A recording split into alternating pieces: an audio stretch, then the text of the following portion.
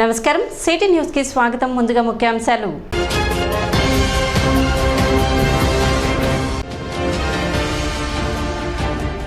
శుక్రవారం నుండి జరిగే 10వ తరగతి సప్లిమెంటరీ పరీక్షలకు అన్ని ఏర్పాట్లు పూర్తి చేసినట్లు వెల్లడించిన ఎంఈఓ లక్ష్మీనారాయణ.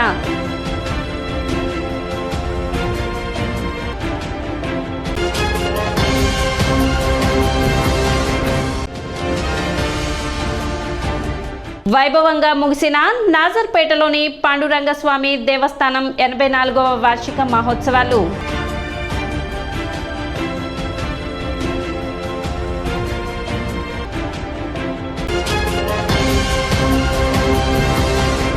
ఈ సంవత్సరం రబీ సీజన్ రైతులకు ఆశాజనకంగా ఉందని మండల వ్యవసాయాధికారి ప్రేమ్సాగర్ తెలిపారు.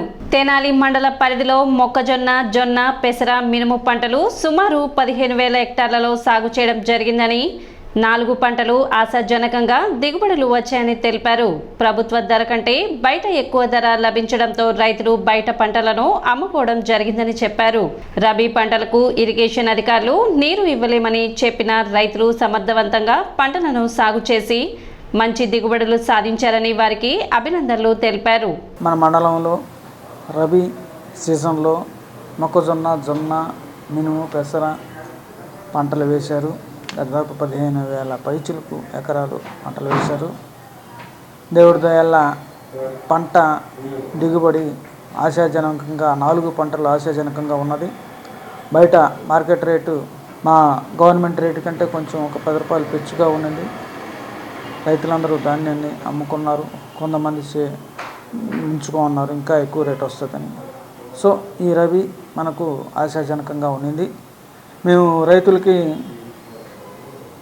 ఇరిగేషన్ వారు వాటర్ ఇవ్వరు అన్నీ చెప్పినా కూడా రైతులు మొక్కజొన్న పంటలు వేసి సమర్థవంతంగా దిగుబడి సాధించారు. రైతులకు అభినందనలు తెలుపుతున్నాను. 24వ తేదీ శుక్రవారం నుండి జరిగే 10వ తరగతి సప్లిమెంటరీ పరీక్షలకు అన్ని ఏర్పాట్లు పూర్తి చేసినట్లు ఎంఈఓ లక్ష్మీనారాయణ వెల్లడించారు. డివిజన్ వ్యాప్తంగా 1,200 మంది విద్యార్థులు పరీక్షకు హాజరు కానున్నట్లు చెప్పారు. తెనాలిలో 4 సెంటర్ ఏర్పాట్లు చేసినట్లు వెల్లడించారు. 24వ తేదీ నుండి జూన్ 1వ తేదీ వరకు ఈ సప్లిమెంటరీ పరీక్షలు ప్రతిరోజు ఉదయం 9:30 నుండి ప్రారంభమవుతాయని, అందుకు అవసరమైన అన్ని ఏర్పాట్లు పూర్తి చేసినట్లు లక్ష్మీనారాయణ వెల్లడించారు. అందరికీ నమస్కారం అండి. రేపటి నుంచి 10వ తరగతి సప్లిమెంటరీ పరీక్షలు ప్రారంభమవుతాయి. మొత్తం కూడా దాదాపు 1,200 మంది పిల్లలు పరీక్షలు రాస్తున్నారు డివిజన్లో. రేపటి నుంచి 24వ తారీఖు నుంచి 9:30 గంటలకి ఎగ్జామ్స్ ప్రారంభమవుతాయి. 1వ తారీఖు దాకా ఎగ్జామ్స్ జరుగుతాయి. తెనాలిలో 4 సెంటర్లు ఎగ్జామినేషన్ సెంటర్లు ఉన్నాయి. దానికి సంబంధించినటువంటి ఏర్పాట్లు ఇన్విజిలేటర్స్, చీఫ్ డిపార్ట్మెంట్లు, పేపర్ డిపాజిటింగ్ కూడా అయ్యింది.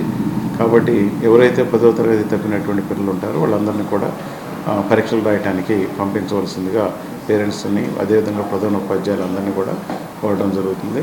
పట్టణ నాజర్పేట అనుగోలు వారి వీధిలో వేంచేసి ఉన్న శ్రీ పాండురంగస్వామి దేవస్థానం 84వ వార్షిక మహోత్సవాలు గురువారంతో ముగిశాయి. 19వ తేదీ నుండి 23వ తేదీ వరకు జరిగిన ఈ వార్షిక మహోత్సవాల్లో భాగంగా చివరి రోజు స్వామివారికి పంచామృత అభిషేకములు, విష్ణు సహస్రనామ పూజ అత్యంత వైభవంగా నిర్వహించారు. అనంతరం శ్రీ సత్యనారాయణ స్వామి వ్రతం కన్నుల పండుగగా జరిపారు. డాక్టర్ శ్రీనివాస్, శ్రీదేవి దంపతులు వ్రతంలో పాల్గొన్నారు. భక్తులకు తీర్థప్రసాద వితరణ చేశారు. బ్రహ్మశ్రీ గౌరవాజుల ఆంజనేయ శాస్త్రి శిష్య బృందంచే సద్గురు శ్రీ త్యాగరాజస్వామి పంచరత్న కీర్తనలు నిర్వహించారు. భక్తులు విశేష సంఖ్యలో పాల్గొన్నారు. శ్రీహరుని చూసి ఇట్లా ప్రార్థించునైనట్టి వాడు భక్తులు బాధలు తొలగించు శ్రీమన్నారాయణ. ఓ నారద మహాముని, ఈ వ్రతము శక్తి గల సంధ్యావంద్యానుష్ఠాన యథా ప్రకారముగా చేసుకొని చేయవలను. ప్రథముగా గణపతి మొదలగు త్రిదేవతలను, త్రిమాతలు ఆవాహనించిన చేసుకొని ధ్యానము చేయవలను.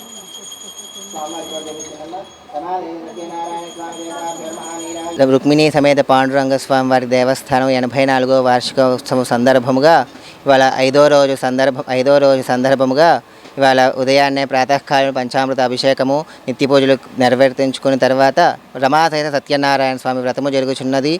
కావున భక్తులందరూ స్వామివారి కృపకు పాత్రులై ఉండవలసిందిగా కోరుతున్నాము. ఈ విధానముగా రేపు 24వ తారీఖు శుక్రవారం నాడు పాండురంగ స్వామివారి దేవస్థానం తరపున అన్నదానము జరుగుతున్నది. కావున భక్తులు అందరూ అన్నదానముకు ఇచ్చేసి స్వామివారి కృపకు పాత్రలు కావాల్సిందిగా కోరుచున్నాము. తెనాలి నాజర్పేటలోని పాండురంగ స్వామి 84వ వార్షికోత్సవం సందర్భంగా మరి గత 5 రోజుల నుంచి కూడా అనేక కార్యక్రమాలు కమిటీ వారు నిర్వహిస్తున్నారు. దానిలో భాగంగా ఇవాళ ఈ 5వ రోజైనటువంటి శ్రీ రమాసహిత సత్యనారాయణ స్వామి వ్రతము జరుగుతున్నది. కావున భక్తులు కూడా అధిక సంఖ్యలో పాల్గొని కార్యక్రమాన్ని విజయవంతం చేసినారు. రేపు లాస్ట్ రోజు కావున రేపు అన్నదాన కార్యక్రమం కూడా గత 84 సంవత్సరాల నుంచి కూడా అనేక మంది భక్తులు కూడా అన్నదాన కార్యక్రమానికి హాజరయ్యి రేపు దాదాపు 3,000 పైన చిల్లర కూడా అన్నదాన కార్యక్రమానికి హాజరవుతున్నారు. కావున ఈ అన్నదాన కార్యక్రమంలో అందరూ భక్తులు పాల్గొని కార్యక్రమాన్ని విజయవంతం చేయవలసిందిగా కోరుచున్నాను. తెనాలి పట్టణ రంగస్థల కళాకారుల సంఘం వ్యవస్థాపక అధ్యక్షులు కీర్తిశేషులు కాళిదాసు కోటేశ్వరరావు 40వ వర్ధంతి కార్యక్రమం నిర్వహించారు. ఈ సందర్భంగా బోస్ రోడ్లోని ఆయన విగ్రహానికి కళాకారుల సంఘం ఆధ్వర్యంలో కళాకారులు ఘనంగా నిర్వహించారు. అనంతరం కాళిదాసు సత్యనారాయణ ఆధ్వర్యంలో కళాకారులకు నూతన వస్త్రాలను అందజేశారు. ఏ అధికారంలో పార్టీ వచ్చినా కూడా ఆ ట్యాంక్ బండ్ దగ్గర ఉన్న విగ్రహాల్లో మరి కాళిదాసు కోటేశ్వరరావు గారి విగ్రహం కూడా పెట్టాల్సిన అవసరం ఉంది.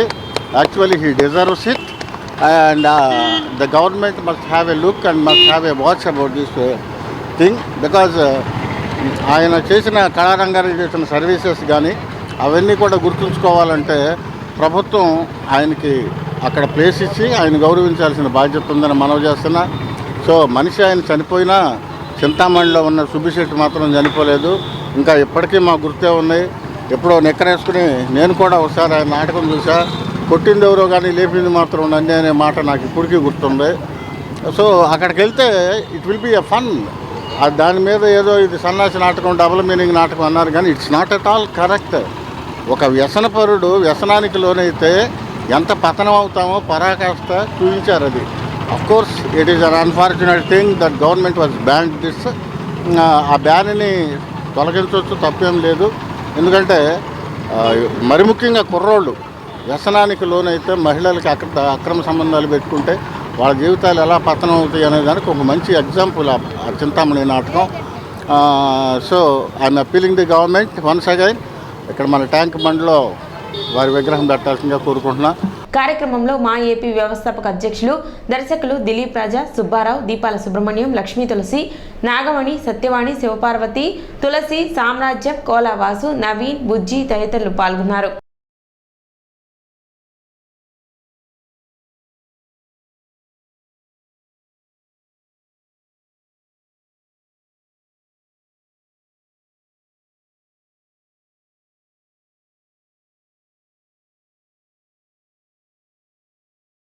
కాళిదాసు కోటేశ్వరరావు గారిది 40వ వర్ధంతి. అట్లానే ఆయన గారు లేకపోయినా కానీ ఆయన కళాకారుల్ని మా కుటుంబం సభ్యులుగా మమ్మల్ని చేర్చి ఎనలేని సేవలు చేశారు. ఈ పట్టణ రంగస్థల కళాకారుల సంఘం 1972లో వ్యవస్థాపక అధ్యక్షుడిగా ఏకగ్రీవంగా 2 సార్లు ఆయన ఎన్నికవటం మాకెంతో ఆనందకరం. మా కమ్యూనిటీ, మా కులంలో అతను ఒక ధృవతారగా నిలిచాడు. ఆయన్ని మర్చిపోవడం అంటే మమ్మల్ని మేము మర్చిపోవడమేనే. అందుకనే ప్రతి సంవత్సరం ఆయన జ్ఞాపకార్థం మా కుటుంబ సభ్యులను, ఆయన ఏర్పాటు చేసిన పట్టణ రంగస్థల కళాకారుల సంఘంలో కళాకారులను కుటుంబ సభ్యులుగా భావించి యథోధికంగా ఆయన జ్ఞాపకార్థం వారికి బట్టలు పెట్టడం జరుగుతుంది.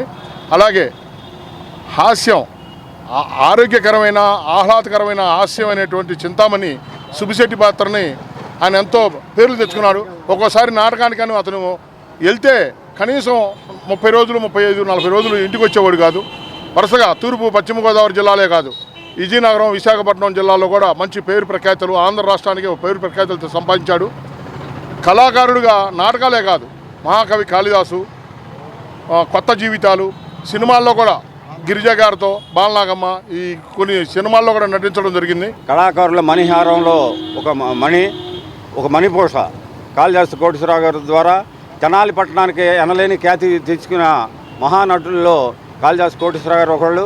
అయితే ఈ సందర్భంగా ఆయన చిరంజీవిగా ఉండటానికి కారణం వాళ్ళ అబ్బాయి ఈరోజు కాళిదాసు సత్యం గారు మరి ఆయన విగ్రహం ఏర్పాటు చేసి మరి ఎంతోమంది మహానుభావులు కాళిదాసు కోటేశ్వరరావు గారు అన్న తెనాల్లో ఎంతోమంది మహానటులు మరి సినిమాల్లో అసలు పుట్టిందే మన సినిమా తెనాలి నుంచి. మరి అటువంటి మహానటులకు కూడా మరి వాళ్ళకి వారసులు సరిగా పట్టించుకోకపోవటం వల్ల వాళ్ళకి ఈ రోజు కూడా అందరూ మర్చిపోయారు.